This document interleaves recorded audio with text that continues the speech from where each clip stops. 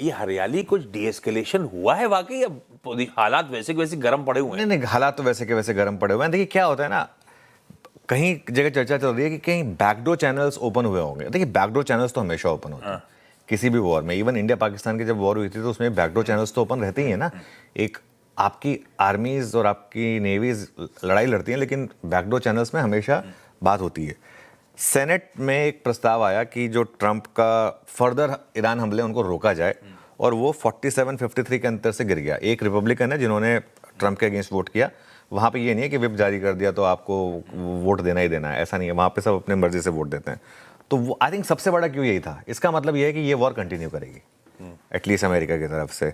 America ने 20 से ज़्यादा ईरानी जहाज डुबोए और 2000 ठिकानों पर हमला किया। ये सब व्हाइट हाउस की तरफ से बात हो रही है, और व्हाइट हाउस का ये कहना है कि ईरान की जो एयर स्पेस है अब उस पर अमेरिका का कंट्रोल है पूरा का पूरा। और डोनाल्ड ट्रंप का ये कहना है कि ये प्रीएम्प्टिव स्ट्राइक है, क्योंकि अगर वो नहीं हमला करते तो ईरान कर देता। कई बार होता है ना कि आप उसको मौका मत दें, उससे पहले आप अटैक कर दें उसको। पर अब वो जस्टिफाइड है या नहीं है ये कहना, मतलब ये कौन कह सकता है। एक और चीज़, ये युद्ध कब तक चलेगा इसकी भी कोई गारंटी नहीं है, ये भी व्हाइट हाउस कह रहा है। और इस युद्ध में अभी लंबा रास्ता तय करना, ये इजराइल के एम्बेसडर कह रहे हैं।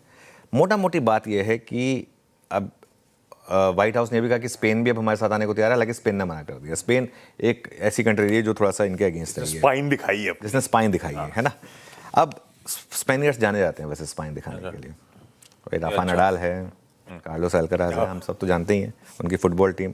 अब इसके अलावा क्या होगा, देखिए ईरान ने बहुत क्लियरली कह दिया है कि, और ये सबसे इंपॉर्टेंट यही है कि अगर आपने रजीम चेंज करने की कोशिश की तो हम न्यूक्लियर साइट पर भी अटैक कर सकते हैं। और ये आई थिंक ये चीज़ें हैं जो मार्केट को हमेशा टेंटर हुक्स पर रखेंगी। और यही मैं बात में बार बार कह रहा हूँ, ये वाली लड़ाई जो है ना, ये लड़ाई अलग है। ये हमास इजराइल वाला कॉन्फ्लिक्ट नहीं है, ये रशिया यूक्रेन वाला कॉन्फ्लिक्ट नहीं है, ये भारत पाकिस्तान वाला वो कॉन्फ्लिक्ट नहीं है।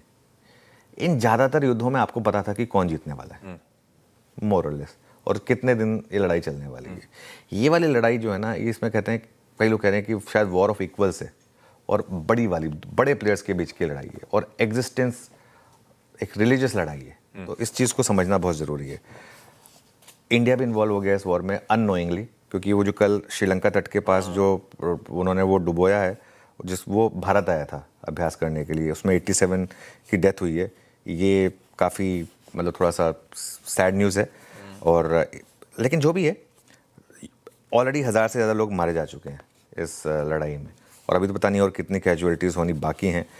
बार बार खबरें आ रही हैं कि ये कुछ ना कुछ नेगोशिएशन चल रही हैं। ईरान ने तो साफ मना कर दिया, ईरान ने कहा नहीं हमारी तरफ से ऐसा कुछ नहीं। तो लेट्स सी, अभी थोड़ा सा इस वॉर में मुझे लग रहा है कि थोड़ा सा लंबा रास्ता तय करना बाकी है। होपफुली ख़त्म हो जाए आशीष। देखिए वॉर किसी के लिए अच्छी नहीं होती, लेकिन hope is not a data point.